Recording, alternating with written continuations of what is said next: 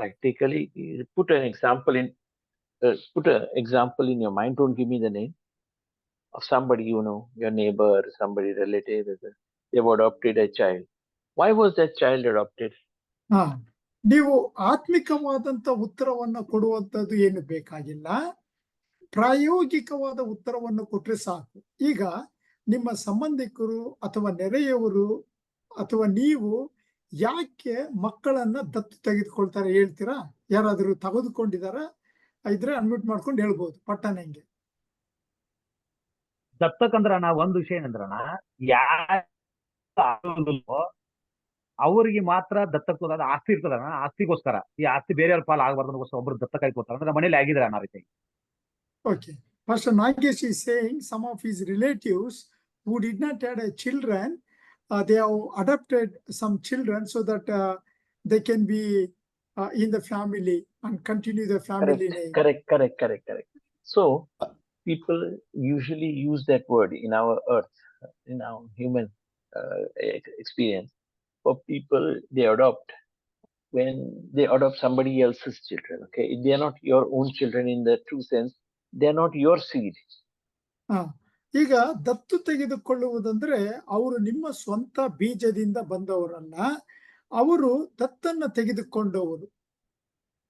Now that is a very noble thing to do, but I'm going to tell you something about that as a what the Bible says. Okay. ದತ್ತು ತೆಗೆದುಕೊಳ್ಳುವುದು ನಿಜವಾಗಲೂ ಬಹಳ ಒಳ್ಳೆಯ ಕೆಲಸ, ಆದರೆ ಇದರ ಬಗ್ಗೆ ಸತ್ಯವೇದ ಏನು ಹೇಳುತ್ತದೆ ಎಂಬುದಾಗಿ ಈಗ ನಮಗೆ ಬ್ರದರ್ ಅವರು ಉಪದೇಶವನ್ನ ಮಾಡ್ತಾರೆ. So once upon a time, I was taught that just like parents love an adopted child very much, our God also loves us. Like sometimes people don't have children, they suffer or whatever, then they adopt a child from some homeless home or something, and I mean the orphanage, and then they love the child very much. So the parent loves the child very much. ಈಗ ದತ್ತು ತೆಗೆದುಕೊಂಡವರು ಮಕ್ಕಳನ್ನ ಏನ್ ಮಾಡ್ತಾರೆ ಅಂದ್ರೆ ಪ್ರೀತಿ ಮಾಡ್ತಾರೆ. ಪ್ರೀತಿ ಮಾಡೋದಕ್ಕೋಸ್ಕರ ಅವ್ರು ಏನ್ ಮಾಡ್ತಾರೆ, ದತ್ತನ್ನ ಯಾವಾಗ ಮಕ್ಕಳನ್ನ ದತ್ತು ತೆಗೆದುಕೊಳ್ತಾರೋ ತಮ್ಮ ಮಕ್ಕಳಂತೆ ತಮ್ಮ ಪ್ರೀತಿಯನ್ನ ಅವರಿಗೆ ತೋರಿಸ್ತಾರೆ. Even if the child is not of one's own seed, okay, the child is somebody else's, the parents are separate, maybe you take them from an orphanage, the parent has just gone there, seen a child, adopted, but that child they take from the adopted center is not their own seed. ಈಗ ಯಾರಾದರೂ ದಂಪತಿಗಳು ಹೋಗಿ ಮಕ್ಕಳನ್ನ ದತ್ತು ತೆಗೆದುಕೊಂಡಾಗ ಆ ಮಕ್ಕಳು ತಮ್ಮ ಸ್ವಂತ ಮಕ್ಕಳಾಗದಿದ್ದರೂ ಮಕ್ಕಳನ್ನ ಪಡೆದುಕೊಳ್ಳಬೇಕೆಂಬುದಾಗಿ ಅವರು ದತ್ತು ಪಡೆದುಕೊಳ್ತಾರೆ. Now when I read the Bible, I see that's not what God did. Please understand, that's not what God did. He adopted, the word adopted is used, but God did something, and what I'm telling you is different. ಆದರೆ ಅನೇಕ ಸಾರಿ ನಾವು ಹೇಳ್ತೀಯಲ್ಲ, ಯೇಸು ಸ್ವಾಮಿಯು ನಮ್ಮನ್ನ ದತ್ತು ತೆಗೆದುಕೊಂಡಿದ್ದಾರೆ ಎಂಬುದಾಗಿ. ಆದರೆ ದೇವರ ವಾಕ್ಯವನ್ನು ಓದುವಾಗ ಇಲ್ಲಿ ನಾವು ಕೆಲವೊಂದು ವ್ಯತ್ಯಾಸವಾದಂತ ವಿಷಯಗಳನ್ನ ನಾವು ಕಲಿಯುವವರಾಗಿದ್ದೇವೆ ಮತ್ತು ನೀವು ಕೇಳದೇ ಇರಬಹುದು. So this is very important to know, because we think we are adopted like Jesus is the true Son of God, which is true, and we are adopted like you find we became friends of Jesus. We are orphans, and we have been adopted. So that's what we think it happened, but that's not how it happened. ಅನೇಕ ಸಾರಿ ನಾವು ಏನ್ ತಿಳ್ಕೊಳ್ತೇವೆ, ನಾವು ಅನಾಥರಾಗಿದ್ದೇವೆ, ಪಾಪದ ಮಾರ್ಗದಲ್ಲಿ ಹೋಗ್ತಿದ್ದೆವು, ಯೇಸು ಸ್ವಾಮಿಯು ನಮ್ಮನ್ನ ತನ್ನ ಮಕ್ಕಳಂತೆ ದತ್ತು ಪಡೆದುಕೊಂಡಿದ್ದಾನೆ ಎಂಬುದಾಗಿ ನಾವು ಹೇಳ್ತೇವಲ್ವಾ. Okay, go to 1 Peter 1:23. ಮೊದಲನೇ ಪೇತ್ರದವರಿಗೆ ಬರೆದ ಪತ್ರಿಕೆ 1ನೇ ಅಧ್ಯಾಯ 23ನೇ ವಚನದಲ್ಲಿ ಈಗ ನಾವು ಓದುತ್ತೇವೆ. ನೀವು ಪುನರ್ಜನ್ಮ ಹೊಂದಿದವರಾಗಿದ್ದೀರಲ್ಲ, ಆ ಜನ್ಮವು ನಾಶವಾಗುವ ಬೀಜದಿಂದ ಉಂಟಾದದಲ್ಲ, ನಾಶವಾಗದ ಬೀಜದಿಂದಲೇ ಉಂಟಾದದ್ದು. ಅದು ದೇವರ ಸದಾ ಜೀವವುಳ್ಳ ವಾಕ್ಯದ ಮೂಲಕವಾಗಿ ಉಂಟಾಯಿತು. It's very, please understand, when you are, this is when you are born again, you are adopted by the, you are like true seed. The beach is God's beach. It's not like that example we use of an adopted parent wherein the child was conceived by somebody else, but I have accepted the child as my own. This is not the case. Beautiful. ಇಲ್ಲಿ ದಯಮಾಡಿ ಈ ಉಪದೇಶವನ್ನು ನೀವು ಅರ್ಥ ಮಾಡ್ಕೊಳ್ಬೇಕು. ಯಾವಾಗ ತಂದೆ ತಾಯಿಗಳು ಅಂದ್ರೆ ದಂಪತಿಗಳು ಒಂದು ಮಗುವನ್ನ ದತ್ತು ತೆಗೆದುಕೊಂಡಾಗ ಆ ಮಗು ಅವರ ಬೀಜದಿಂದ ಅಥವಾ ಅವರ ಶಾರೀರಿಕ ಸಂಬಂಧದಿಂದ ಉಂಟಾದದಲ್ಲ. ಆದರೆ ದೇವರು ಯಾವಾಗ ನಮ್ಮನ್ನ ದತ್ತು ತೆಗೆದುಕೊಂಡಾಗ ನಾವು ಆತನ ಬೀಜದಿಂದ ಬಂದವರಾಗಿದ್ದೇವೆ. So it is not only the love, like in a human way, love of a adopted foster parent that he has for adopting the child from an anatham, like a orphanage, but there is much more. The child has been born of his own seed now. That's a different story. Okay, that's the relationship. I don't really think you've been taken from an orphanage and then brought home, which is good, but no, it's far more level. It is God has his, we are conceived by his beach. ನೋಡಿ, ಯಾವಾಗ ತಂದೆ ತಾಯಿಗಳು ಈಗ ನಮಗೆ ಮಕ್ಕಳಾಗಿದಾರಲ್ಲ, ಅವರು ನಮ್ಮ ಹೆಂಡತಿಯ ಶಾರೀರಿಕ ಸಂಬಂಧದಿಂದ ಉಂಟಾದವರು. ಆದರೆ ದತ್ತು ತೆಗೆದುಕೊಳ್ಳುವವರು ಅವರ ಬೀಜದಿಂದ ಬಂದವರಲ್ಲ. ಅದೇ ರೀತಿಯಾಗಿ ಯೇಸು ಸ್ವಾಮಿಯು ನಮ್ಮನ್ನ ಪಡೆದುಕೊಂಡಾಗ ಆತನ ಸ್ವಂತ ಬೀಜದಿಂದ ಬಂದವರಾಗಿದ್ದೇವೆ. See, who is Jesus? Jesus is the beach of God. ಯೇಸು ಸ್ವಾಮಿ ಯಾರು? ತಂದೆಯ ಬೀಜದಿಂದ ಬಂದವನು. Now we are in Jesus. So when God looks at us, we are joint heirs. It's not like Jesus is number one, you are number two, number three. Joint means equal. ಈಗ ನಾವು ಯೇಸು ಸ್ವಾಮಿಯಲ್ಲಿ ಏನಾಗಿದ್ದೇವೆ? ಒಂದಾಗಿದ್ದೇವೆ. ಅಲ್ಲಿಗೆ ಅರ್ಥ ಯೇಸು ಸ್ವಾಮಿ number 1, ನಾವು number 2, ಆ ರೀತಿ ಇಲ್ಲ. ನಾವೆಲ್ಲರೂ ಐಕ್ಯತೆಯಿಂದ ಇದ್ದೇವೆ. ಯೇಸು ಸ್ವಾಮಿಯು ಮತ್ತು ನಾವು ಒಂದೇ ಐಕ್ಯತೆಯಿಂದ ಉಳ್ಳವರಾಗಿದ್ದೇವೆ. See, go to Romans. Go to Romans chapter 8, 17. Just see. ರೋಮಾಪುರದವರಿಗೆ ಬರೆದ ಪತ್ರಿಕೆ. No, brother. Yeah, 17. No, go to 16 and 17. Read together. 16 and 17. ರೋಮಾಪುರದವರಿಗೆ ಬರೆದ ಪತ್ರಿಕೆ 8ನೇ ಅಧ್ಯಾಯ 16 ಮತ್ತೆ 17. ನಾವು ದೇವರ ಮಕ್ಕಳಾಗಿದ್ದೇವೆ ಎಂಬುದಕ್ಕೆ ಪವಿತ್ರಾತ್ಮನೇ ನಮ್ಮ ಆತ್ಮದೊಂದಿಗೆ ಸಾಕ್ಷಿ ಹೇಳುತ್ತಾನೆ. ಮಕ್ಕಳಾಗಿದ್ದರೆ ಬಾಧ್ಯರಾಗಿದ್ದೇವೆ, ದೇವರಿಗೆ ಬಾಧ್ಯರು, ಕ್ರಿಸ್ತನೊಂದಿಗೆ ಬಾಧ್ಯರು. ಹೇಗೆಂದರೆ ಕ್ರಿಸ್ತನಿಗೆ ಸಂಭವಿಸಿದ ಬಾಧೆಗಳಲ್ಲಿ ನಾವು ಪಾಲುಗಾರರಾದರೆ ಆತನ ಮಹಿಮೆಯಲ್ಲಿಯೂ ಪಾಲುಗಾರರಾಗುವೆವು. Yes, Jesus is the true Son of God, but you thought you were a false Son of God. I mean, you thought Jesus is the true because he is God and he came from the Word of God. He is the original first. But you thought because you came later, you basically think, we all think, we are like Chaltai, but we are equal. ನೋಡಿ, ಯೇಸು ಸ್ವಾಮಿಯು ದೇವರ ಮಗನಾಗಿದ್ದರೂ ನಾವು ಕ್ರಿಸ್ತನೊಂದಿಗೆ ಐಕ್ಯತೆಯನ್ನ ಹೊಂದಿದವರಾಗಿದ್ದೇವೆ. Now this tells us the extent of our relationship and extent of God's love for us. ಇದು ದೇವರು ನಮಗೋಸ್ಕರ ವಿಸ್ತರಿಸಿದಂತ ಒಂದು ಪ್ರೀತಿಯಾಗಿದೆ. See, I have an explanation. What is God's love? ನಾನು brother ಅವರು ಈಗಾಗಲೇ ದೇವರ ಪ್ರೀತಿ ಏನೆಂಬುದಾಗಿ ನಮಗೆ ವಿಸ್ತರಿಸಿದ್ದಾರೆ, ವಿವರಣೆ ನೀಡಿದ್ದಾರೆ. So listen to this explanation, and that will always remain what is God's love. ಈ ಒಂದು ದೇವರ ಪ್ರೀತಿ ಏನೆಂಬುದನ್ನು ಈಗ ವಿವರಿಸ್ತಾರೆ ಬ್ರದರ್ ಅವರು. ದಯಮಾಡಿ ಇದನ್ನ ಕೇಳಿರಿ. My explanation is human words cannot explain it. Brother ಹೇಳುವಂತ ಒಂದು ಪದಗಳು ಮನುಷ್ಯರಾಗಿ ನಾವು ಅದನ್ನ ತಿಳ್ಕೊಳ್ಳದೆ ಇರ್ತೇವೆ. For example, humans cannot love the way, with that much intensity, with that much sacrifice, which God is able to do. ಇಲ್ಲಿ ನಾವು ದೇವರ ಒಂದು ಯಜ್ಞವನ್ನ ಅಂದ್ರೆ ದೇವರು ತಮ್ಮನ್ನು ನಮಗೋಸ್ಕರ ತ್ಯಾಗವನ್ನ ಮಾಡಿದೆ, ಅದು ಮನುಷ್ಯನ ಪದಗಳಿಂದ ವಿವರಿಸಲು ಸಾಧ್ಯವಿಲ್ಲ.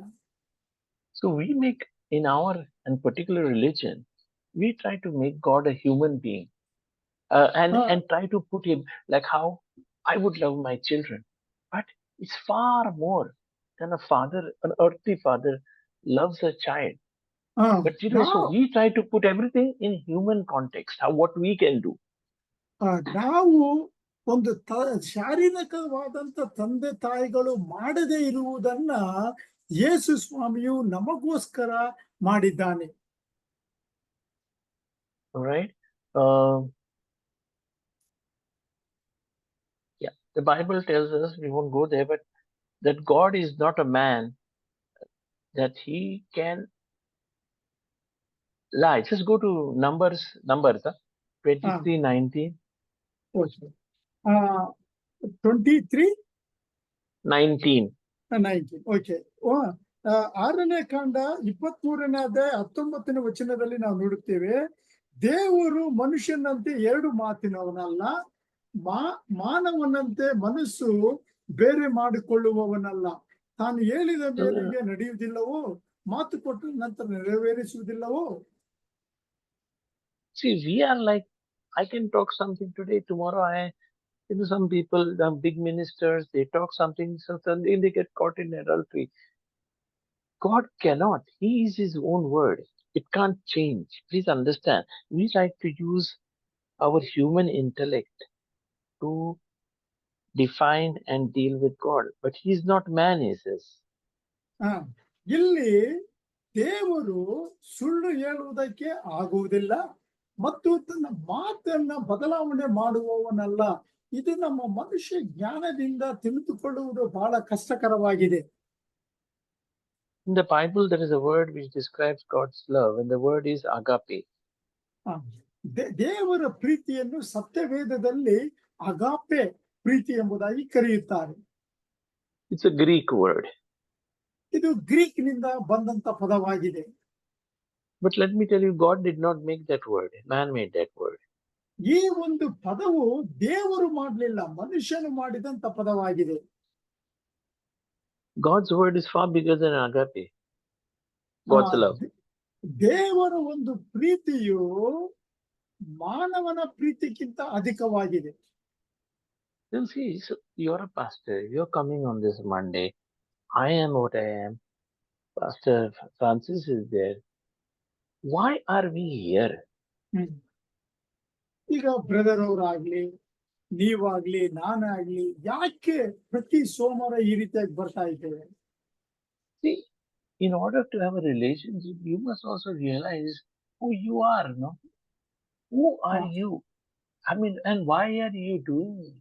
Why are you a pastor? Why are you studying this Bible? You must ask this question yourself. ಈ ಪ್ರಶ್ನೆಯನ್ನ ನಮ್ಮನ್ನು ನಾವು ಕೇಳ್ಕೋಬೇಕು. ಏನು ಆ ಪ್ರಶ್ನೆಗಳು? ನಾವು ಮಾಡುತ್ತಿರುವಂತ ಸೇವೆಯನ್ನ ಯಾಕೆ ಮಾಡ್ತಾ ಇದ್ದೇವೆ ಮತ್ತು ನಾವು ಯಾಕೆ ಪಾಸ್ಟರ್ಗಳಾಗಿದ್ದೇವೆ? Now I met we had lunch actually even here with a very good person, but a strong Muslim on last Saturday. ಕಳೆದ ಶನಿವಾರ ಬ್ರದರ್ ಅವರು ಒಬ್ಬ ಒಳ್ಳೆಯ ಮುಸ್ಲಿಂ ಸಹೋದರನೊಟ್ಟಿಗೆ ಊಟವನ್ನ ಮಾಡಿದರು. A person who goes to that, Umrah and all those things all the time, A very good person. I mean, I think that a character is good. That's what I meant by good person. But very like, does prayers and will not go outside her religion and her Quran and everything. Okay. ಹ. ಆತನು ಬಹಳ ಒಳ್ಳೆಯ ಒಂದು ಮುಸ್ಲಿಮನಾಗಿದ್ದಾನೆ ಮತ್ತು ಕುರಾನ್ ಆಗಲಿ ಮತ್ತು ತಮ್ಮ ಒಂದು ಸ್ಥಳಗಳನ್ನ ಭೇಟಿ ಆಗುವುದಾಗಲಿ ಅದನ್ನು ತಪ್ಪದೆ ಪಾಲಿಸುತ್ತಾನೆ. My question to her is a question I have for everybody, but this question is not for people in this crowd, and you will understand why.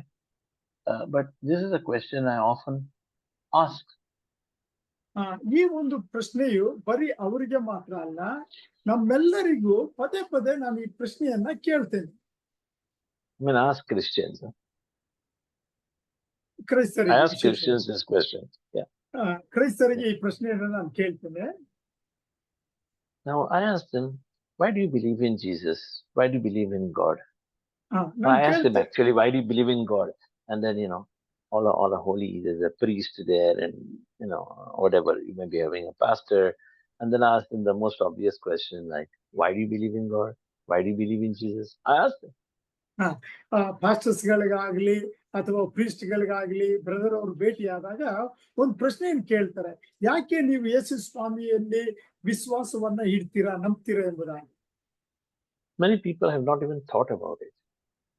ಅನೇಕ ಜನರು ಇದರ ಬಗ್ಗೆ ಯೋಚನೆಯೂ ಮಾಡಲಿಲ್ಲ. Like that Muslim woman, just believe. They just believe. ಆ ಒಂದು ಸ್ತ್ರೀ ಹಾಗೆ just ಅಂದ್ರೆ ನಂಬುವುದು ಮಾತ್ರ. But I think they believe because their mothers told them that. ಆ ಒಂದು ಸ್ತ್ರೀಯು ನಂಬ್ತಾಳೆ, ಕಾರಣ ಏನಂದ್ರೆ ಆಕೆಯ ತಾಯಿ ಉಪದೇಶವನ್ನ ಮಾಡಿರ್ತಾಳೆ. If that Muslim lady's mother was a Hindu, she would have believed in Rama. ಈಗ ಒಂದು ವೇಳೆ ಮುಸ್ಲಿಂ ಅವರ ತಾಯಿ ಹಿಂದೂ ಆಗಿದ್ದರೆ ಬ್ರಹ್ಮ ಅಥವಾ ರಾಮನ ಬಗ್ಗೆ ಹೇಳ್ತಾ ಇದ್ರು. If that Muslim's mother was a Christian, she would have believed in Jesus. ಈಗ ಆ ಮುಸ್ಲಿಂ ಅವರ ತಾಯಿ ಕ್ರೈಸ್ತರಾಗಿದ್ರೆ ಯೇಸು ಸ್ವಾಮಿಯನ್ನು ನಂಬ್ತಾ ಇದ್ರು. So they believed because their culture said so. And that's what, when you go to evangelize, please understand, let's not insult anybody. That's how you're made up of. How is that? Yeah, that's why. Go on, brother. Sorry. ಆದುದರಿಂದ ನಾವು ಸುವಾರ್ತೆಯನ್ನು ಸಾರುವಾಗ ಅವರನ್ನು ನಾವು ಹೀಯಾಳಿಸಬಾರದು, ಯಾಕಂದ್ರೆ ಆ ಒಂದು ಸಂಸ್ಕೃತಿಯಿಂದ ಅವರು ಬೆಳೆದವರು. Now, it does help in many cases, okay? Otherwise, other questions come. ಅನೇಕ ಸಾರಿ ಇದು ನಮಗೆ ಸಹಾಯವಾಗುತ್ತದೆ ಅಥವಾ ಬೇರೆ ಪ್ರಶ್ನೆಗಳು ಉದ್ಭವಿಸುತ್ತದೆ. But the point is, then comes another problem, that we deal with God in a carnal way, not in spirit and in truth. ಇನ್ನೊಂದು ಪ್ರಶ್ನೆ ಉದ್ಭವಿಸುತ್ತದೆ, ನಾವು ಯಾವಾಗಲೂ ದೇವರನ್ನ ಶಾರೀರಿಕವಾದಂತ ಮನಸ್ಸಿನಿಂದ ಯೋಚನೆ ಮಾಡ್ತೇವೆ, ಆತನನ್ನ ನಾವು ಸತ್ಯಕ್ಕೆ ಮತ್ತು ಆತ್ಮಕ್ಕೆ ತಕ್ಕ ಹಾಗೆ ನಾವು ತಿಳಿದುಕೊಳ್ಳುವುದಿಲ್ಲ. Now, I'm not saying it's false, and I know that there are Roman Catholic friends of mine who have even actually encountered, they say, Jesus. I don't know what he looked like, but I'm sure he looked in white robes and he had long hair, just like the movies or the photos or the statues.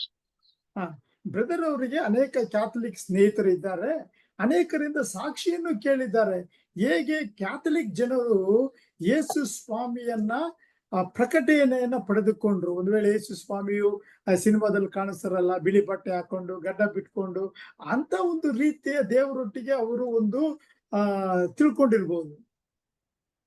Now, I'm not saying that's wrong, and maybe the Holy Spirit presented it that way, but is that what the Bible wants us to worship God in?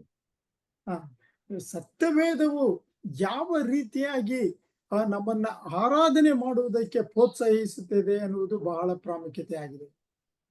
See, there is that issue with that woman, the Samaritan woman who met Jesus at the well. ಈ ಸಮಾರ್ಯದ ಸ್ತ್ರೀಯು ಯೇಸು ಸ್ವಾಮಿಯನ್ನ ಬಾವಿಯ ಬಳಿಯಲ್ಲಿ ಭೇಟಿಯಾಗುವುದನ್ನು ನಾವು ನೋಡ್ತೇವೆ. So So when the Samaritan woman met him, uh, did she, who Samaritans are? They're basically Jews, because she says this well that our father, uh, Joe, who's that father? Jacob. Uh, Jacob gave us, the Hmm. well that Father Jacob gave us. So they follow our Father Jacob. So they follow a lot of things from the Bible or the Jewish customs. ಹಾ, ಇಲ್ಲಿ ಆ ಸಮರ್ದಿಯ ಸ್ತ್ರೀಯು ಸಮರ್ಯದ ಒಂದು ಇದರಿಂದ ಬಂದಾದಳು. ಅವರು ಯಹೂದ್ಯದ ಪದ್ಧತಿಗಳನ್ನ ಅವರು ನಂಬಿದವರು. ಅದಕ್ಕೆ ಆ ಸ್ತ್ರೀ ಹೇಳ್ತಾಳೆ, ಓ, ಇದು ನಮ್ಮ ಮೂಲ ಪಿತೃವಾದ ಯಾಕೋಬನು ಕೊಟ್ಟಂತ ಒಂದು ಬಾವಿಯಾಗಿದೆ ಎಂಬುದಾಗಿ ಹೇಳುವುದನ್ನ ನಾವು ಕೇಳ್ತೇವೆ. But some things they didn't follow, or they corrupted, or they went outside the Torahs, the Old Testament. They went outside that book. And so the Jews had nothing to deal with them. Yes, ಈಗ ಯಹೂದ್ಯರು ಅಂದ್ರೆ ಸಮರ್ಯದವರು ಈ ತೋರ ಅಂದ್ರೆ ದೇವರು ಮೋಶೆಯ ಮುಖಾಂತರ ಕೊಟ್ಟಂತ ಧರ್ಮಶಾಸ್ತ್ರಗಳನ್ನು ಹೊರಗಿಟ್ರು. ಯಾರು? ಸಮರ್ಯದವರು. ಅದಕ್ಕೆ ಯಹೂದ್ಯರು ಹೇಳಿದ್ರು, ನಿಮಗೂ ನಮಗೆ ಯಾವ ಒಂದು ಸಂಬಂಧವಿಲ್ಲ ಎಂಬುದಾಗಿ. So like in Mysore, you have a temple on top of a mountain, no? Yes, Chamundi ಬೆಟ್ಟ. ಈಗ ಮೈಸೂರಿನಲ್ಲಿ ಬೆಟ್ಟದ ಮೇಲೆ ಒಂದು ದೇವಸ್ಥಾನ ಇದೆಯಲ್ಲ. So maybe it's top of a mountain because that's where it's a better place to worship. Maybe, you just look at the sky, and it's maybe it's closer to heavens. I mean, just a symbolic. So they probably put, even in Goa, there are churches on top of mountains. Maybe mountain is a good place to have places of worship. ಈಗ ಉದಾಹರಣೆಗೆ ಈ ಬೆಟ್ಟದ ಮೇಲೆ ದೇವಸ್ಥಾನಗಳಾಗಲಿ, ಈಗ ಗೋವಾದಲ್ಲಿ ನೀವು ಬಂದ್ರೆ Catholic ಚರ್ಚ್ಗಳಾಗಲಿ ಬೆಟ್ಟದ ಹತ್ರ ಇದಾವೆ. ಒಂದು ವೇಳೆ ಬೆಟ್ಟದ ಮೇಲೆ ಕಟ್ತಾರೆ, ಯಾಕಂದ್ರೆ ಅಲ್ಲಿ ಶಾಂತವಾಗಿರ್ಬೋದು ಅಥವಾ ಪರಲೋಕಕ್ಕೆ ಹತ್ರವಾಗುತ್ತದೆ, ದೇವರು ಅಲ್ಲಿ ವಾಸಿಸ್ತಾನೆ ಎಂಬ ಒಂದು ವಿಶ್ವಾಸ. Pastor Francis, I remember I forgot to give you link of that brother Alvin, whose name was Nagaraj. Remember, I still want to give it to you. Yes, I will remind you, brother. Sorry, it's already getting a month. But I have to give you because I want you to continue where I left there. So I'm just going to stop here because I forgot. Every time I finish, I say later, and then I forget. Okay. But do tell them that it's a very important link, and that's a very real event, testimony that I know personally of. ನಾವು brother ಅವರು ಅವ್ರ link ಅನ್ನ ಕಳಿಸ್ತಾರೆ, ನಾನು remind ಮಾಡ್ತೇನೆ. ಬಹಳ ಪ್ರಾಮುಖ್ಯತೆ ಆದಂತ ಒಂದು ಸಾಕ್ಷಿಯಾಗಿದೆ ಅದು. I know, because I remember it because of Mysore temple. That's why I reminded, because they are all from Mysore, the Nagaraj and all, and they were saved over there. ಈ ನಾಗರಾಜು ಇವರೆಲ್ಲರೂ ಈಗ ಜ್ಞಾಪನಕ್ಕೆ ಬಂದಿದೆ ಬ್ರದರ್ ಅವ್ರಿಗೆ, ಯಾಕಂದ್ರೆ ಮೈಸೂರು ಎಂಬ ಒಂದು ಹೆಸರು ಬಂತಲ್ಲ ಅದಕ್ಕೆ. Okay, so this Samaritan woman, the Samaritans, they moved. They were not allowed into the temple, into synagogues. So they probably had their own places of worship, and they made it their own way. Had their their main area, their own temple on top of a hill. ಸಮರ್ಯದವರಿಗೆ ಯಹೂದ್ಯರ ಒಂದು ದೇವಾಲಯಕ್ಕೆ ಹೋಗಿ ಆರಾಧನೆ ಮಾಡುವುದಕ್ಕೆ ಅವಕಾಶ ಇರಲಿಲ್ಲ. ಆದುದರಿಂದ ಸಮರ್ಯದವರು ತಮ್ಮದೇ ಆದಂತ ಒಂದು ಪೂಜಾ ಸ್ಥಳಗಳನ್ನ ಬೆಟ್ಟದ ಮೇಲೆ ಕಟ್ಕೊಳ್ತಾ ಇದ್ರು. In John chapter 4 verse 20, John chapter 4 verse 20, unmute ಮಾಡ್ಕೊಳ್ಳಿ, ಎಲ್ಲಪ್ಪೋರೆ ದಯಮಾಡಿ ಅನ್ಮ್ಯೂಟ್ ಮಾಡ್ಕೊಳ್ಳಿ. John 4:20, she is asking a question. Our fathers, that means all we Samaritans, our grandfathers. See, you could be encountering a Hindu like that, worshipped this God, worshipped on this top of this mountain. But you say that man ought to worship only. Yallappa ಅವರೇ Mr. Shall I ದಯಮಾಡಿ continue? Unmute ಮಾಡ್ಕೊಳ್ಳಿ. ಯಲ್ಲಪ್ಪ ಅವರೇ yes sir ಹೇಳ್ಬೇಕು ನಿಮಗೆ. All right. Brother, so she says, so she's asking, should I go and worship? Is my God wrong? You're only saying Jerusalem is right, or Jerusalem doesn't look good, but mine on a temple on the hill is correct. Now, who's correct? She's asking, where is God? ಆ, ಇಲ್ಲಿ ಯೋಹಾನನ ಸುವಾರ್ತೆ 4ನೇ ಅಧ್ಯಾಯ 24ನೇ ವಚನದಲ್ಲಿ ಆ ಸಮರದ ಸ್ತ್ರೀಯು ಯೇಸು ಸ್ವಾಮಿಗೆ ಹೇಳ್ತಾಳೆ, ಈಗ ನಾವು ಆರಾಧಿಸುವವರು ನಾವು ಬೆಟ್ಟಕ್ಕೆ ಹೋಗಿ ನಾವು ಆರಾಧಿಸ್ಬೇಕು. ಇಲ್ಲಿ ದೇವರು No. ಹೇಳ್ತಾ ಇದ್ದಾನೆ, ಇಲ್ಲ ಆತ್ಮ ಸ್ವರೂಪಕ್ಕೆ ತಕ್ಕ ಹಾಗೆ ಆರಾಧಿಸ್ಬೇಕು ಎಂಬುದಾಗಿ. Because please remember, in Jerusalem, in the holy temple, God resided in the Holy of the Holies, resided in the inner chamber. Remember, God resided in the temple, but in the third chamber, in the Holy of Holies. I must have explained to you before. ಇಲ್ಲಿ ನಾವು ನೋಡುತ್ತೇವೆ, ಈಗಾಗಲೇ brother ಅವರು ನಮಗೆ 2-3 ಸಾರಿ ಇದನ್ನ ವಿವರಣೆಯನ್ನ ಕೊಟ್ಟಿದ್ದಾರೆ. ದೇವರು ತನ್ನ ಒಂದು ಆರಾಧನೆ ಮಾಡುವುದು ಹೇಗೆ ಎಂಬುದಾಗಿ ಈಗಾಗಲೇ ಹೇಳಿದ್ದಾರೆ. ದೇವರು ಹೇಗೆ ಸಿಂಹಾಸನ ರೂಢ ಆಗ್ತಾನೆ ಎಂಬುದಾಗಿ ಈಗಾಗಲೇ ತಿಳಿಯಪಡಿಸಿದ್ದಾರೆ. So she's saying, you Jews are saying God lives in that temple in Jerusalem. We are saying we go to worship God on that mountain. Now, which is correct? ಈಗ ಈ ಸಮರದ ಸ್ತ್ರೀಯು ಯೇಸು ಸ್ವಾಮಿಗೆ ಹೇಳ್ತಾ ಇದ್ದಾರೆ, ನೀವು ಯಹೂದ್ಯರು, ನೀವು ದೇವರನ್ನ ಆರಾಧಿಸ್ಬೇಕಂದ್ರೆ ಯೆರೂಸಲೇಮಿಗೆ ಹೋಗ್ಬೇಕು. ನಾವು ಸಮರ್ಯದವರು, ನಾವು ದೇವರನ್ನ ಆರಾಧಿಸ್ಬೇಕಂದ್ರೆ ಬೆಟ್ಟಕ್ಕೆ ಹೋಗ್ಬೇಕು. ಇಲ್ಲಿ ಯಾರು ಸರಿ? Now go to John chapter 4 verse 21. ಯೋಹಾನನ ಸುವಾರ್ತೆ 4ನೇ ಅಧ್ಯಾಯ 21ನೇ ವಚನ. ಯೇಸು ಆಕೆಗೆ, ಅಮ್ಮ, ನಾನು ಹೇಳುವ ಮಾತನ್ನು ನಂಬು. ಒಂದು ಕಾಲ ಬರುತ್ತದೆ, ಆ ಕಾಲದಲ್ಲಿ ನೀವು ತಂದೆಯನ್ನು ಆರಾಧಿಸಬೇಕಾದರೆ ಆ ಬೆಟ್ಟಕ್ಕೆ ಹೋಗುವುದಿಲ್ಲ, ಯೆರೂಸಲೇಮಿಗೂ ಹೋಗುವುದಿಲ್ಲ. Now, I can understand Jesus saying not in the mountain because you don't know who you're worshipping. But why is he saying also not Jerusalem? ಈಗ ಇಲ್ಲಿ ಯೇಸು ಸ್ವಾಮಿ ಏನ್ ಹೇಳ್ತಾ ಇದ್ದಾರೆ, ಈಗ ಬೆಟ್ಟಕ್ಕೆ ಹೋಗುವಂತ ಅವಶ್ಯಕತೆ ಇಲ್ಲ, ಅದು ಒಪ್ಕೋಬಹುದು. ಆದ್ರೆ ಇಲ್ಲಿ ಯೆರೂಸಲೇಮಿಗೆ ಹೋಗುವಂತ ಅವಶ್ಯಕತೆಯೂ ಇಲ್ಲ ಎಂಬುದಾಗಿ ಹೇಳ್ತಾ ಇದ್ದಾರೆ. ಯಾಕೆ? Because soon we will be the temple of the Holy Ghost. Now, after Jesus goes and gives us the Holy Spirit, Yeah. we will be the temple of the Holy Ghost, not in Jerusalem, but you are the temple of the Holy Ghost. That's why he's saying that. Yes, beautiful brother. ಇಲ್ಲಿ Amen. ನಾವು ಯೆರೂಸಲೇಮಿಗೆ ಹೋಗುವಂತ ಅವಶ್ಯಕತೆ ಇಲ್ಲ. ಕಾರಣ ಏನಂದ್ರೆ, ಯೇಸು ಸ್ವಾಮಿಯು ಪುನರುತ್ಥಾನ ಹೊಂದಿದ ದಿನದಿಂದ ನಾವೇನಾಗಿದ್ದೇವೆ? ನಾವು ದೇವರ ಆಲಯವಾಗಿದ್ದೇವೆ. ನಾವಿನ್ನೆಲ್ಲಿಗೆ ಹೋಗೋದು? ನಾವೇ ದೇವರ ಆಲಯ. See, I don't know whether this class, but usually when I teach, I show a plan of the the temple in Jerusalem. There are plans, there are models. Even if you go to Israel, you will see how the temple is destroyed, but there is a plan of what a temple looked like. There is maybe it's somebody's artist or from the Bible, but there is a plan. Brother ಅವ್ರಿಗೆ ಉಪದೇಶವನ್ನು ಮಾಡ್ಬೇಕಾದ್ರೆ ಈ ನಕ್ಷೆ ಹಾಕಿ ಚಿತ್ರವನ್ನ ಬಿಡಿಸಿ ಅವ್ರು ಹೇಳ್ತಾರೆ, ಇಲ್ಲಿ ಯೆರೂಸಲೇಮಿಗೆ ನಾವು ಹೋದ್ರೆ ಅಲ್ಲಿ ದೇವಾಲಯ ಇಲ್ಲ, ಆದರೆ ದೇವಾಲಯವನ್ನು ಹೇಗೆ ಕಟ್ಟಲ್ಪಟ್ಟಿತ್ತು, ಯಾವ ರೀತಿ ಕಟ್ಟಲ್ಪಟ್ಟಿತ್ತು ಎಂಬ ಒಂದು ನಕ್ಷೆ ಇನ್ನೂ ಅಲ್ಲಿ ಇದೆ. So there are 3 chambers to the temple, and the original temple, how it was built. The outer court, the middle court, and the inner court where the Holy of the Holies resided. ಈಗ ಅಲ್ಲಿ ಆ ದೇವಾಲಯದಲ್ಲಿ 3 ರೀತಿಯ ಒಂದು ಚೇಂಬರ್ಗಳಿವೆ. ಆಯ್ತಾ?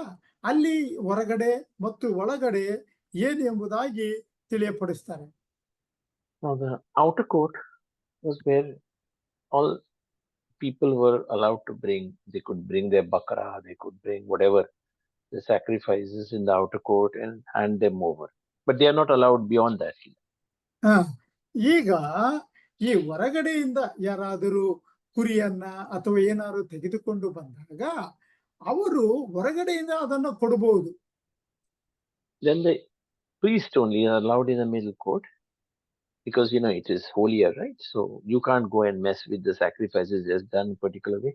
So the priest would take it in the middle court, and the sacrifice would be burnt there or whatever it is, but in the middle court, not in the outer court. ಹಾ ಈಗ ಈಗ ಯಾರಾದರೂ ಯಜ್ಞವನ್ನು ಅರ್ಪಿಸಲು ಬಂದಾಗ ಯಾಜಕರು ಆ ಮಧ್ಯವರ್ತಿಯಾಗಿ ಇರ್ತಾ ಇದ್ರು. Now the point is, the middle court would be facing the inner court, where the Holy of Holies dwelt. That is, the Holy Spirit dwelt. ಈಗ ನಾವು ನೋಡುತ್ತೇವೆ ಮಧ್ಯ ನ್ಯಾಯಾಲಯ ಅಂದ್ರೆ ದೇವರು ಪರಿಶುದ್ಧ ಸ್ಥಾನದಲ್ಲಿ ವಾಸಿಸುವವನು. Okay. Now nobody was allowed. Nobody, except one person. Nobody was allowed into the Holy of Holies. That even the priests were not allowed into the Holy of Holies.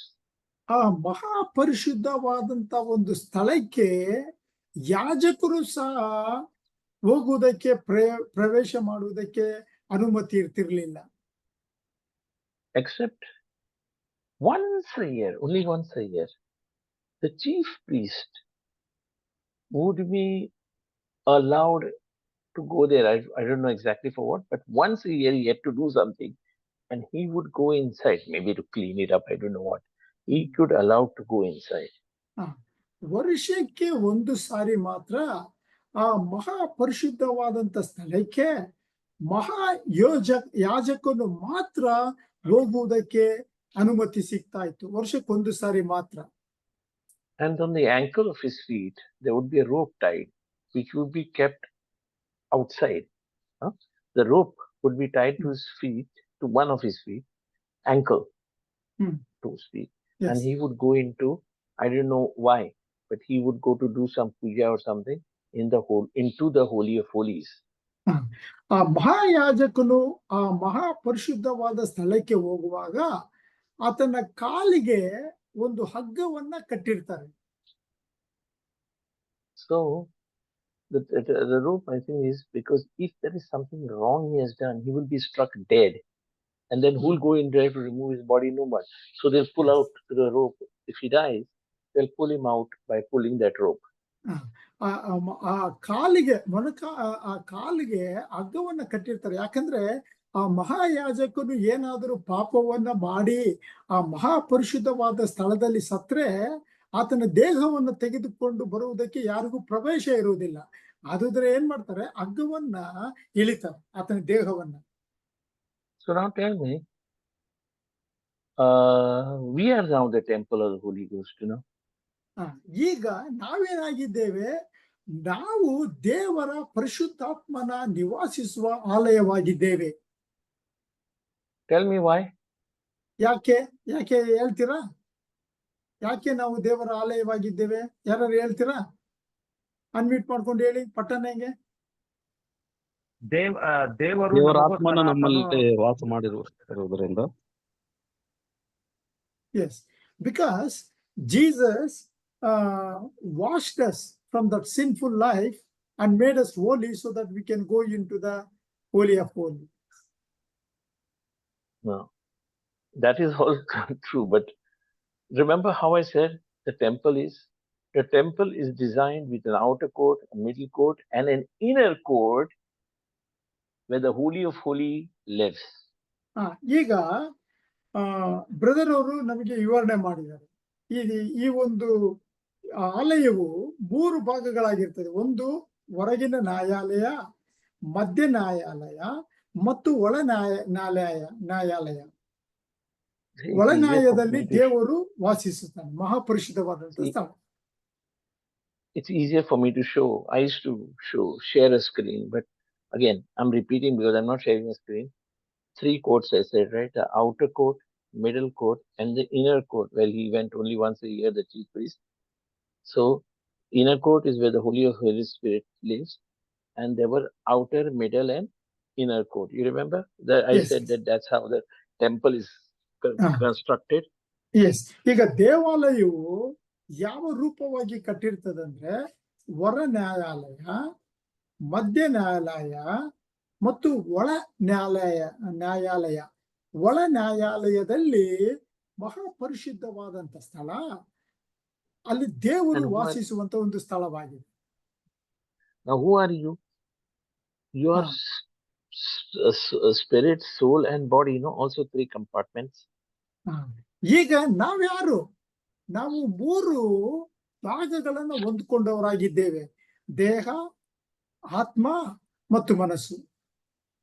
So just like the Holy Spirit dwelt in the Holy of the Holies, the innermost, Holy Spirit dwells in you also. Amen.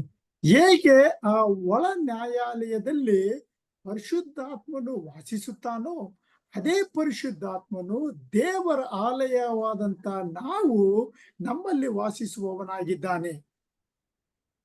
So we see the resemblance of you. That is, the Holy Spirit is you. Yours is spirit. Now it's the Holy Spirit dwelling. You have a soul and you live in a body.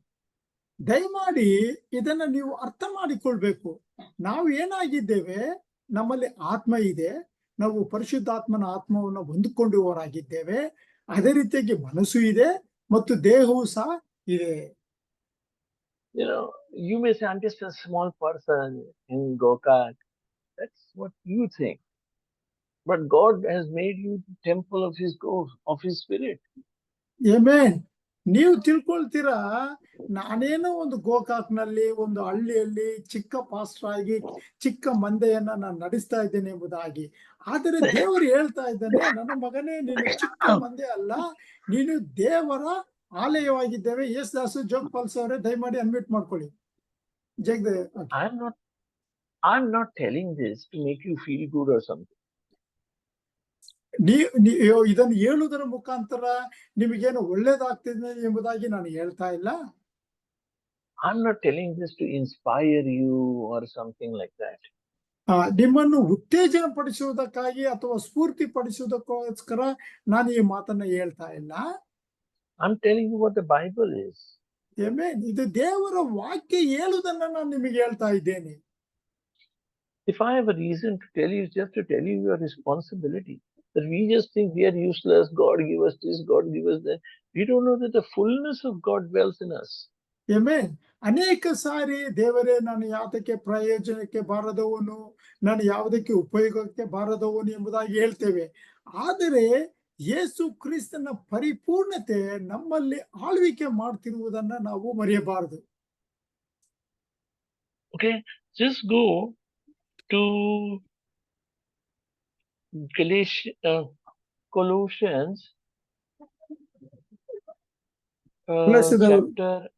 Colossians chapter 2 verse 9. ಕೊಲೊಸ್ಸೆದವರಿಗೆ ಬರೆದ ಪತ್ರಿಕೆ 2ನೇ ಅಧ್ಯಾಯ 9ನೇ ವಚನ. ಕ್ರಿಸ್ತನಲ್ಲಿಯೇ ದೇವರ ಸರ್ವ ಸಂಪೂರ್ಣತೆಯು ಅವತರಿಸಿ ವಾಸ ಮಾಡುತ್ತದೆ. So now, oh yes, Christ, yeah, I understand everything is in, but what about me and you? ಹೌದು, ನಾವು ಕ್ರಿಸ್ತನು, ಆದರೆ ನೀನು ಮತ್ತು ನಾನು ಯಾರು? Go to next verse, verses 2 verse 10 now. ಈಗ 10ನೇ ವಚನ. ಮತ್ತು ನೀವು ಆತನಲ್ಲಿದ್ದುಕೊಂಡೇ ಪರಿಪೂರ್ಣತೆಯನ್ನು ಹೊಂದಿದವರಾಗಿದ್ದೀರಿ. All right. So it says, what he's saying is that 10 says, you are made complete, not 99%. All that fullness of God is in you now.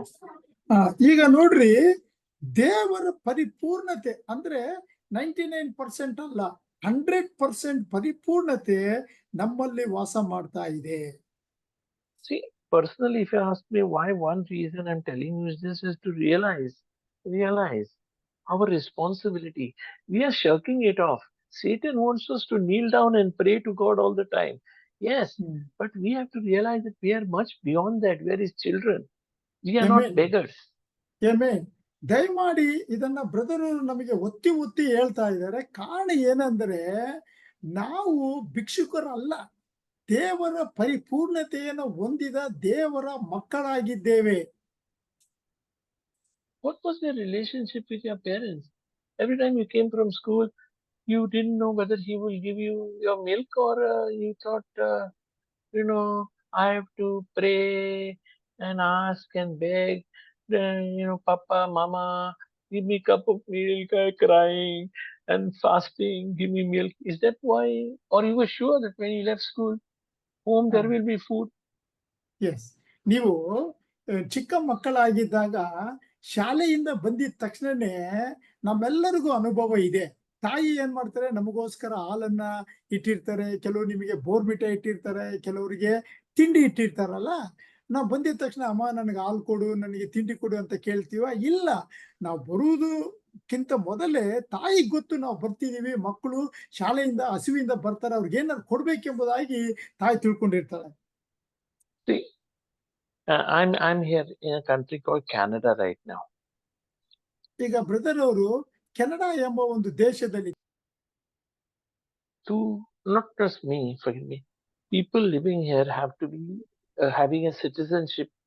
I'm just saying, you can be tourist Yes. or not, but just Canadians, people with Canadian citizenship live here. They get their medical, they go to school, they get their whatever things, they get their passport from, because they're citizens of this country. Canada ದೇಶದಲ್ಲಿ ಯಾರು Canada ದೇಶದ ಸದ್ಯತ್ವವನ್ನು ಹೊಂದಿರ್ತಾರೋ ಅವರಿಗೆ, ಅವರ ಮಕ್ಕಳಿಗೆ ಆಗಲಿ ವಿದ್ಯಾಭ್ಯಾಸ, ಔಷಧಿ, ಆಸ್ಪತ್ರೆ, ದವಾಖಾನೆ ಇವೆಲ್ಲವೂ ಅವರಿಗೆ ಕೊಡಲ್ಪಡ್ತದೆ. ಯಾಕಂದ್ರೆ ಆ ದೇಶದ ಸದಸ್ಯತ್ವವನ್ನ ಹೊಂದಿದವರಾಗಿದ್ದಾರೆ. So many people here in this country, USA, are come from, say, India or some place, China. They've come from another. Once upon a time, they held a different passport. That time they were not eligible for living here, for enjoying the benefits or here. But when they acquired the citizenship, they became eligible. ಈಗ ಕೆನಡಾದಲ್ಲಿ ಅನೇಕ ಜನರು ವಲಸೆ ಹೋಗಿದ್ದಾರೆ. ಎಲ್ಲಿಂದ? ಭಾರತ ದೇಶದಿಂದ, China ದೇಶದಿಂದ, ಬೇರೆ ಬೇರೆ ದೇಶಗಳಿಂದ. ಯಾವಾಗ ಇವರು ವಲಸೆ ಹೋಗಿದ್ರು ಕೆನಡಕ್ಕೆ, ಅಲ್ಲಿ ಕೆನಡಾದಲ್ಲಿ ಇರುವಂತ ಎಲ್ಲ ಅನುಕೂಲತೆಗಳು ಇವರಿಗೆ ಸಿಗ್ತಾ ಇರಲಿಲ್ಲ. ಕಾರಣ ಏಕಂದ್ರೆ ಅವರು ಬೇರೆ ದೇಶದ ಸದ್ಯತ್ವವನ್ನ ಅಥವಾ ಪಾಸ್ಪೋರ್ಟ್ ಅನ್ನ ಹೊಂದಿದ್ರು. ಈಗ ಅವ್ರು ಏನಾಗಿದ್ದಾರೆ, ಕೆನಡಾ ದೇಶದ ಸದ್ಯತ್ವವನ್ನ ಅವರು ಹೊಂದಿದ್ದಾರೆ. So when they got this, they became eligible to all the benefits. Similarly, there is a kingdom here. This is a kingdom. This thing is a kingdom, is the best example. The Lord has a kingdom. Amen. ಅದೇ ರೀತಿಯಾಗಿ ದೇವರ ರಾಜ್ಯವನ್ನ ಸ್ಥಾಪನೆ ನಮಗೋಸ್ಕರ ಮಾಡಿದ್ದಾನೆ. And you have to realize that there is a procedure, there is a system. You have to become a citizen, which you did through Jesus. Then how to go about, maybe giving example, like you have to get to a passport office, then you have to register, all that, get driving license. There is a system of knowing how to operate in that kingdom. ಈಗ ಒಂದು ದೇಶದ ಸದ್ಯತ್ವವನ್ನ ನಾವು ಪಡೆದುಕೊಳ್ಳಬೇಕಾದರೆ, ಪಡೆದುಕೊಂಡ ನಂತರ ಹೇಗೆ driving licence ಇಂದ ಆಗಲಿ, ಮನೆಯನ್ನ ತೆಗೆದುಕೊಳ್ಳೋದಾಗ್ಲಿ, ಅನೇಕ ಅನುಕೂಲತೆಗಳು ನಮಗಿರ್ತಾವಲ್ಲ. ಅದೇ ರೀತಿಯಾಗಿ ದೇವರ ರಾಜ್ಯವನ್ನ ಹೇಗೆ ಪ್ರವೇಶಿಸಬೇಕು ಎಂಬುದನ್ನು ನಾವು ಅರ್ಥ ಮಾಡ್ಕೊಳ್ಬೇಕು. ಉದಾಹರಣೆಗೆ, ನಾವು ಹೊಸದಾಗಿ ಹುಟ್ಟಬೇಕು, ಕ್ರಿಸ್ತನಲ್ಲಿ ಬೆಳಿಬೇಕು. ಬ್ರದರ್ ಅವ್ರು ಏನ್ ಹೇಳ್ತಾ ಇದ್ರು ಅಂದ್ರೆ, ಈ ದೇವರ ರಾಜ್ಯ ಹೇಗೆ ಆಳ್ವಿಕೆ ಮಾಡ್ತಾ ಇದೆ ಅನ್ನೋದನ್ನು ನಾವು ತಿಳ್ಕೊಳ್ಬೇಕು. So yes, you are born. You can be born in India all your life, like your great grandfather was born. But maybe your great grandfather never had a Indian passport and never left India to go to Dubai. ಈಗ ಉದಾಹರಣೆಗೆ ನಿಮ್ಮ ಮುತ್ತಾತ ಆಗಲಿ, ಅವರು ಯಾವತ್ತು ಭಾರತ ದೇಶವನ್ನ ಬಿಟ್ಟು Dubai ದೇಶಕ್ಕೆ ಆಗ್ಲಿ ಮಾಡಿರೋದಿಲ್ಲ. ಅವ್ರ ಹತ್ರ ಪಾಸ್ಪೋರ್ಟ್ ಇಲ್ಲದೆ ಇರಬಹುದು. So you have to first know your Nagarika, your Aadhaar card, the process, and apply for a citizen. You may be born, you're not illegal, you're right, you're Indian. But just like that, somebody is Canadian. But you have to know that you have to seek that passport, the citizenship, and then the right and wrong way of doing things in that kingdom, in that country. ಹ. ನೀವು ಒಂದು ದೇಶವನ್ನ ಬಿಟ್ಟು ಇನ್ನೊಂದು ದೇಶಕ್ಕೆ ಹೋಗಬೇಕಾದರೆ ಆ ದೇಶದ ಸದ್ಯತ್ವ ಅಥವಾ ನೀನು ಆ ದೇಶದ ನಾಗರಿಕನಾಗಬೇಕಾದರೆ ಅಲ್ಲಿರುವಂತ ನಿಯಮಗಳನ್ನ ನೀನು ತಿಳಿದುಕೊಳ್ಬೇಕು. ಹೇಗೆ ಅಲ್ಲಿರುವಂತ ಸಂಸ್ಕೃತಿ ಆಗ್ಲಿ ಏನಾಗ್ಲಿ ತಿಳಿದುಕೊಳ್ಬೇಕು ನೀವು ಮೊದಲು. So while I told you that you are the temple of the Holy Ghost and all that, you have to know the system also. Don't just say I'm the temple of the Holy Ghost and go to sleep. I'm telling you all this today to know our responsibility to Amen. do things. Amen. Amen. ಆದುದರಿಂದ ನೀವು ಏನ್ ಮಾಡ್ಬೇಕು, ನಾನು ದೇವರ ಆಲಯವಾಗಿದ್ದೇನೆ ಎಂಬುದಾಗಿ ಹೋಗಿ ನಿದ್ರೆ ಮಾಡಬೇಡಿ. ಅದು ತಪ್ಪು. ನೀವು ದೇವರ ಆಲಯವಾಗಿರುವುದರಿಂದ ದೇವರ ಆಲಯವು ಯಾವ ರೀತಿಯ ನಿಯಮಗಳಿಂದ ಕೂಡಿದೆ ಎಂಬುದಾಗಿ ತಿಳಿದುಕೊಳ್ಬೇಕು ಮತ್ತು ದೇವರು ಕೊಟ್ಟಂತ ಅಧಿಕಾರವನ್ನು ನಾವು ಚಲಾಯಿಸಬೇಕು. Now go to Matthew chapter 6 verse 33. ಮತ್ತಾಯನ ಸುವಾರ್ತೆ 6ನೇ ಅಧ್ಯಾಯ 33ನೇ ವಚನದಲ್ಲಿ ನಾವು ನೋಡುವುದಾದರೆ, ಮತ್ತಾಯನ ಸುವಾರ್ತೆ 6ನೇ ಅಧ್ಯಾಯ 33ನೇ ವಚನ, ನೀವು ಮೊದಲು ದೇವರ ರಾಜ್ಯಕ್ಕಾಗಿಯೂ ನೀತಿಗಾಗಿಯೂ ತವಕ ಪಡಿರಿ, ಅವೆಲ್ಲವೂ ನಿಮಗೆ ದೊರಕುವವು. So this is like seeking a passport. I just give you example. And knowing how to do things in another country, because we are used to the old satanic world. We are still doing that thing, sinning and all. But once you realize that you are a citizen of heaven, that your kingdom is in heaven, and there are right and wrong ways of doing things in this kingdom, everything then automatically you know how to operate your spiritual bank account, and everything is already provided. ನಾವು ದೇವರ ರಾಜ್ಯವು ಯಾವ ರೀತಿಯಾಗಿ ಕಾರ್ಯವನ್ನ ನಿಯಮಗಳನ್ನ ಹೊಂದಿದೆ ಎಂಬುದಾಗಿ ನಾವು ತಿಳಿದುಕೊಳ್ಬೇಕು. ಆವಾಗ ತಿಳಿದುಕೊಂಡಾಗ ಮಾತ್ರ ಯಾವ ರೀತಿಯಾಗಿ ನಾವು ಕಾರ್ಯಾಚರಣೆ ಮಾಡಬೇಕೆಂಬುದು ನಮಗೆ ಗೊತ್ತಾಗ್ತದೆ. And remember, now closing that, the Samaritan woman was asking, is it right to worship on temple or go to Jerusalem? And Jesus says, no, neither one of them are right. Soon. ಈ ಸಮರಿತ ಸ್ತ್ರೀ ಹೇಳ್ತಾಳೆ, ನಾನು ಯೆರೂಸಲೇಮಿಗೆ ಹೋಗ್ಬೇಕಾ ಅಥವಾ ಬೆಟ್ಟಕ್ಕೆ ಹೋಗ್ಬೇಕಾ? ಅದಕ್ಕೆ ಯೇಸು ಸ್ವಾಮಿ ಏನು ಪ್ರತಿಕ್ರಿಯೆ ಕೊಡ್ತಾನೆ, ಈ ಎರಡು ತಪ್ಪು. ನೀನು ಯೆರೂಸಲೇಮಿಗೆ ಹೋಗೋದು ಬೇಡ, ಬೆಟ್ಟಕ್ಕೆ ಹೋಗೋದು ಬೇಡ. So he says, you must go. So let us go there. Let's John. He says, go to John 4:23, brother. ಯೋಹಾನನ ಸುವಾರ್ತೆ 4ನೇ ಅಧ್ಯಾಯ 23ನೇ ವಚನದಲ್ಲಿ ನಾವು ನೋಡುವುದಾದರೆ, ಯೋಹಾನನ ಸುವಾರ್ತೆ 4ನೇ ಅಧ್ಯಾಯ 23ನೇ ವಚನ, ಸತ್ಯಭಾವದಿಂದ ದೇವರಾಧನೆ ಮಾಡುವವರು ಆತ್ಮೀಯ ರೀತಿಯಲ್ಲಿ ಸತ್ಯಕ್ಕೆ ತಕ್ಕ ಹಾಗೆ ತಂದೆಯನ್ನು ಆರಾಧಿಸುವ ಕಾಲ ಬರುತ್ತದೆ, ಅದು ಈಗಲೇ ಬಂದಿದೆ. ತಂದೆಯು ತನ್ನನ್ನು ಆರಾಧಿಸುವವರು ಇಂಥವರಾಗಿರಬೇಕೆಂದು ಅಪೇಕ್ಷಿಸುತ್ತಾನಲ್ಲವೇ? You know, the keys to your bike, you don't look for them if you have them in your hand. You only look for them when you're missing them or you can't find them, no? Not on when it's very difficult. You lost them or something, then you look for them, no? The keys to your bike or the keys to your house.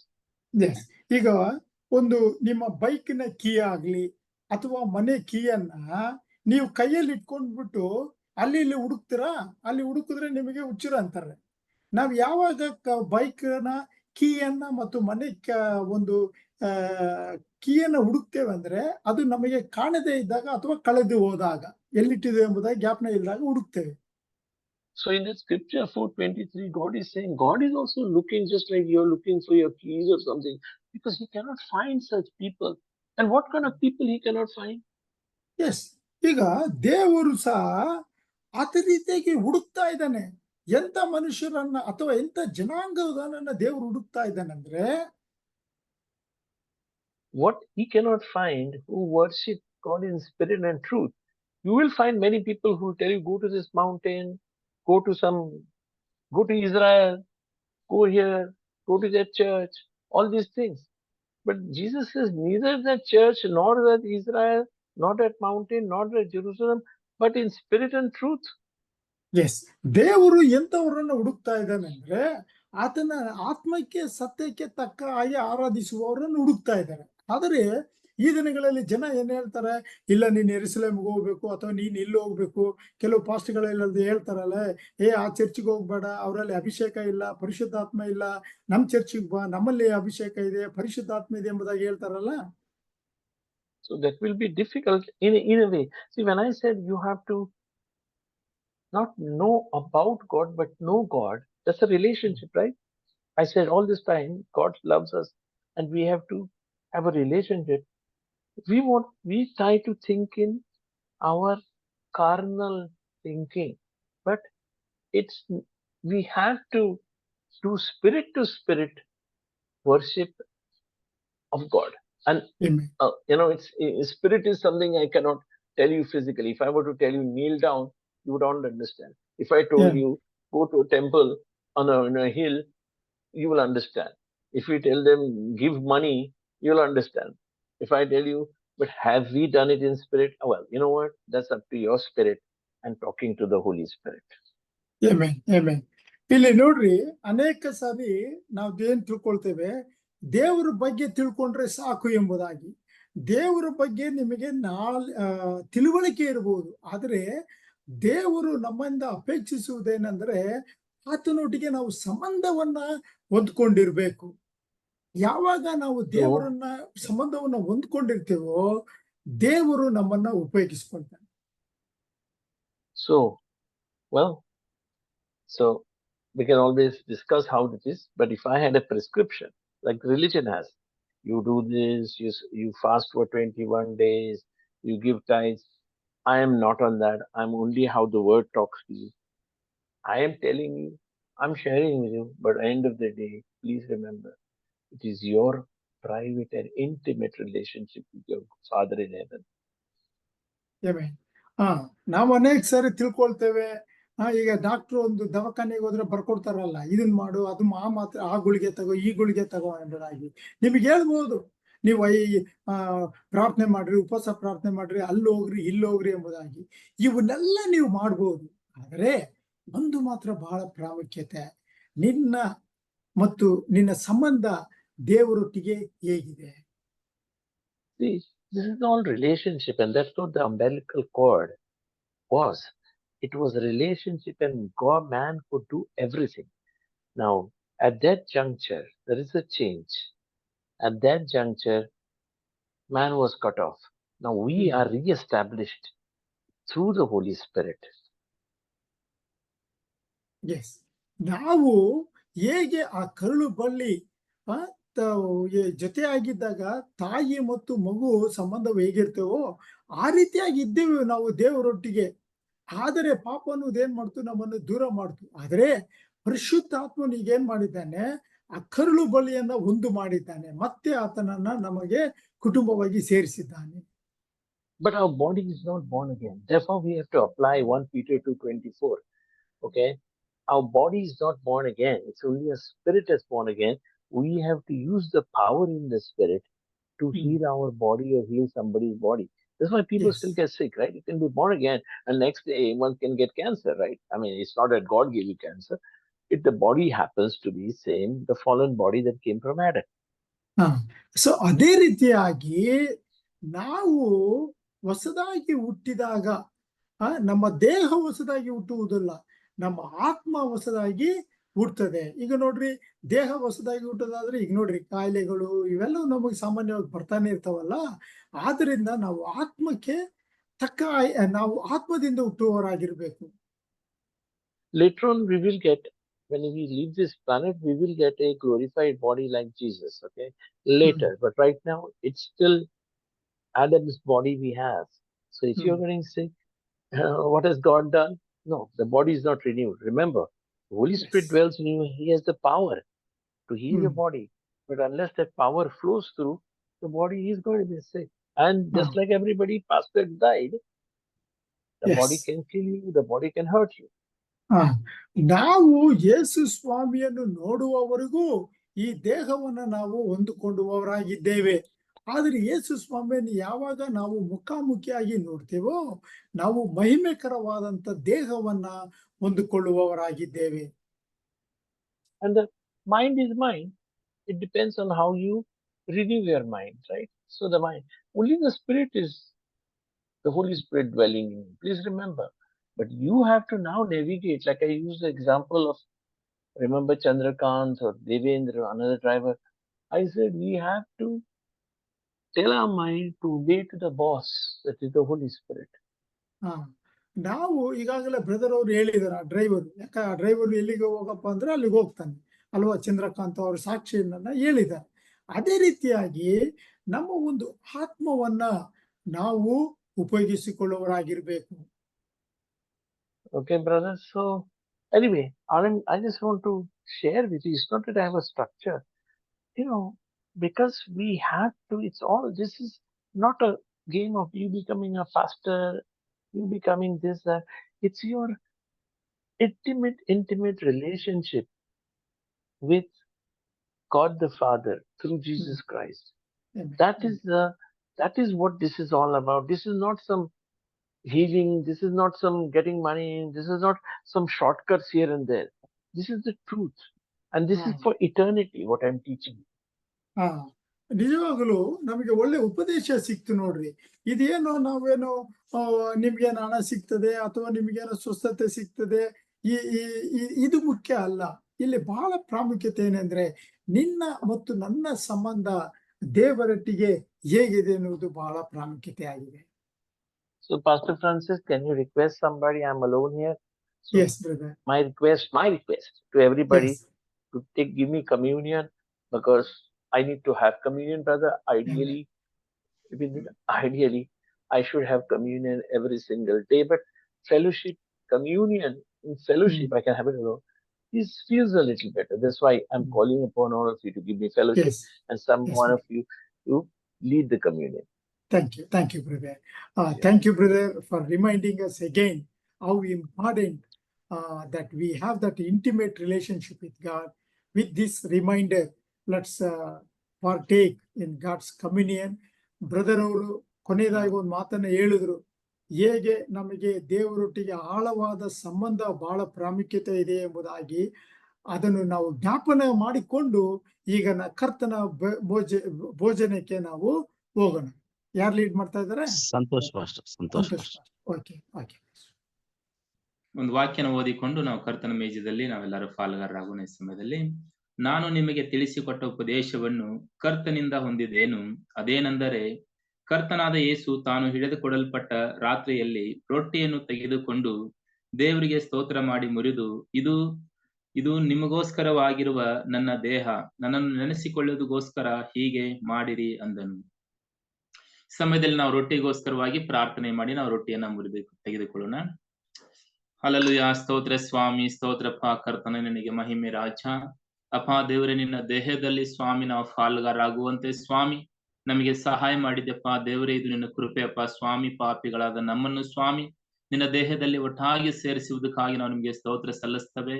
ರೊಟ್ಟಿಯನ್ನು ಆಶೀರ್ವಾದ ಮಾಡು ಸ್ವಾಮಿ, ನಮ್ಮನ್ನು ಪರಿಶುದ್ಧಗೊಳಿಸು. ಏಸು ಸ್ವಾಮಿ ಹೆಸರಲ್ಲಿ ಪ್ರಾರ್ಥಿಸ್ತೇವೆ ತಂದೆ, ಆಮೇನ್. ನಾವು ರೊಟ್ಟಿಯನ್ನು ತೆಗೆದುಕೊಳ್ಳೋಣ ಈ ಸಮಯದಲ್ಲಿ. Thank you Jesus.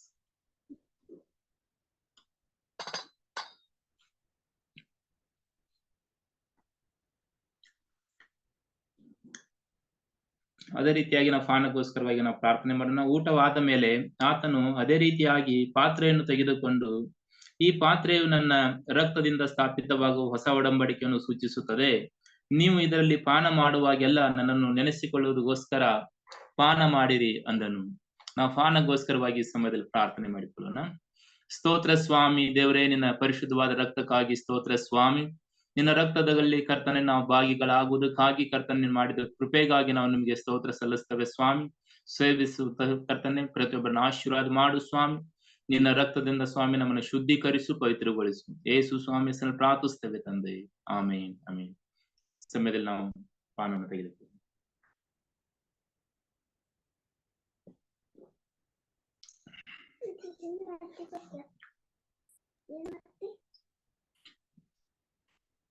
ಪ್ರಾರ್ಥನೆ ಮಾಡಿ. ಸ್ತೋತ್ರ ಸ್ವಾಮಿ, ಸ್ತೋತ್ರಪ್ಪ ಕರ್ತನೆ. ದೇವ್ರೇ, ನೀನ್ ಒಳ್ಳೆಯವನು ಸ್ವಾಮಿ. ದೇವ್ರೇ, ನಿನ್ನ ವಾಕ್ಯದಲ್ಲಿರುವಂತಹ ಗುಡಾರ್ಥ ರಹಸ್ಯಗಳು ಸ್ವಾಮಿ ನಮ್ಮೆಲ್ಲ ಸೇವಕರಿಗೆ ಸ್ವಾಮಿ ನೀನು ಪ್ರಕಟ ಮಾಡಿದ್ದಿ ಸ್ವಾಮಿ, ಸೇವಕರ ಮೂಲಕವಾಗಿ ಅಪ್ಪ ದೇವರೇ ವಿಶೇಷವಾಗಿ ಸ್ವಾಮಿ ನಾವು ಕಲ್ತಂತ ನಿನ್ನ ಜೀವಳ ವಾಕ್ಯಗಳು ನಮ್ಮ ಜೀವಿತದಲ್ಲಿ ಅಳವಡಿಸಿಕೊಂಡು ಸ್ವಾಮಿ, ಸೇವೆಯಲ್ಲಿ ಉಪಯೋಗಿಸಿಕೊಂಡು ಸ್ವಾಮಿ, ಪರಿಶುದ್ಧತೆಯಿಂದ ಸ್ವಾಮಿ ನಿಮ್ಮನ್ನು ಆರಾಧಿಸಿ ಕರ್ತನೆ, ಆರಾಧನೆಯಲ್ಲಿ ಸ್ವಾಮಿ ಜನರನ್ನು ತರುವುದಕ್ಕಾಗಿ ನೀನು ತಾನೇ ಸಹಾಯ ಮಾಡು ಸ್ವಾಮಿ. ದೇವರೇ, ಜೀವಳ ವಾಕ್ಯಗಳಿಗಾಗಿ ಸ್ತೋತ್ರ ಸ್ವಾಮಿ. ಕರ್ತನೆ, ವಾಕ್ಯದ ಮೂಲಕವಾಗಿ ಸ್ವಾಮಿ ಬೋಧಿಸಿದಂತ ಸೇವಕರನ್ನು ಕರ್ತನೆ, ಅವರ ಕುಟುಂಬವನ್ನು ಕರ್ತನೆ ಸ್ವಾಮಿ ಆಶೀರ್ವಾದ ಮಾಡು ಸ್ವಾಮಿ. ನಿಮ್ಮ ಶುಭವು ಕೃಪೆಯು ನಮ್ಮೆಲ್ಲರನ್ನು ಹಿಂಬಾಲಿಸಲಿ ಸ್ವಾಮಿ. ಈ ಸುಂದರವಾದ ಸಮಯಕ್ಕಾಗಿ ಸ್ತೋತ್ರ. ಎಲ್ಲಾ ಮಹಿಮೆ ನಿಮಗೆ ಸಲ್ಲಿಸ್ತವೆ. ಏಸು ಸ್ವಾಮಿ ಹೆಸರಿನಲ್ಲಿ ಪ್ರಾರ್ಥಿಸಿ ಬೇಡಿಕೊಳ್ಳುತ್ತವೆ ನಮ್ಮ ಜೀವಳ ಪರಲೋಕದ ತಂದೆ. ಆಮೇನ್. ಆಮೇನ್ ಆಮೇನ್ ಆಮೇನ್. Amen. Amen. Thank you. Okay, Thank you. brothers. Thank Thank you. you, Good brother. night, Thank you. brothers. Good Thank you, night. Pastor Good night. Francis. I have to send you the link. No problem. I'll remind you, brother. I'll remind you. Brother. All right. All right. Okay. Okay. ಎಲ್ಲರಿಗೂ ಶುಭ ವಂದನೆಗಳು. ನಾಳೆ ಯಾರ್ಯಾರು ಗೋವಾಕ್ ಬರ್ತಾ ಇದಾರೋ ಗೋವಾದಲ್ಲಿ ನೋಡೋಣ. Jagadish pastor ಎಲ್ಲರೂ ಬರ್ತಾ ಇದಾರ? ಸಂತೋಷ್, ಪರಶುರಾಮ್ ಬಿಟ್ಟು ಬರ್ತಾ ಇದಾರೆ ಪಾಸ್ಟರ್, ಎಲ್ರು ಬರ್ತಾ ಇದಾರೆ. Pastor praise Lord. ನನಗೆ ಬರ್ಲಿಕ್ಕೆ ಆಗಲ್ಲ ಪಾಸ್ಟರ್, ನನಗೆ ಆರಾಮಿಲ್ಲ. ನಿಮ್ಮನ್ನ ಕರೆದು ಇಲ್ಲ ಬಿಡ್ರಿ. ಮತ್ತೆ ಹೇಳಿಲ್ಲ ಅನ್ಕೋಬೇಡಿ. ಇಲ್ಲ ನೀವು ಇದು ಬೇರೆ ಮೀಟಿಂಗ್, ನಿಮ್ಮನ್ನ ಕರೆದು ಇಲ್ಲ ಬಿಡ್ರಿ. ನೀವೇ ಸರಿ, ಬೇಜಾರ್ ಮಾಡ್ಕೋಬೇಡ್ರಿ, ಅಯ್ಯೋ ನಾನು ಹೋಗಕ್ ಆಗ್ತಿಲ್ಲಲ್ಲ ಅಂತ. ಅದ್ರಲ್ಲಿ ಪ್ರಭಾಕರ್ ಪಾಸ್ಟ್ರು, ಯೇಸುದಾಸ್ ಪಾಸ್ಟ್ರು, ಮತ್ತೆ ಪರಶುರಾಮು, ಸಂತೋಷ್ ದಾವನೆ ಬರ್ತಾ ಇಲ್ಲ. ಇನ್ನ ಮಿಕ್ಕಿದವ್ರೆಲ್ಲ ಬರ್ತಾ ಇದ್ದೀರಾ? ಓಕೆ. ಪುಂಡಲಿಕವ್ರು ನೀವು ಬರ್ತಾ ಇದ್ದೀರಾ? ಪುಂಡಲಿಕ ವಸ್ತಾನಡ వస్తున్నాడు పాస్టర్, అందరూ వస్తున్నారు పాస్టర్. ಬರ್ತಾ ಇದ್ದೀನಿ. Okay okay okay. Good night. Good night.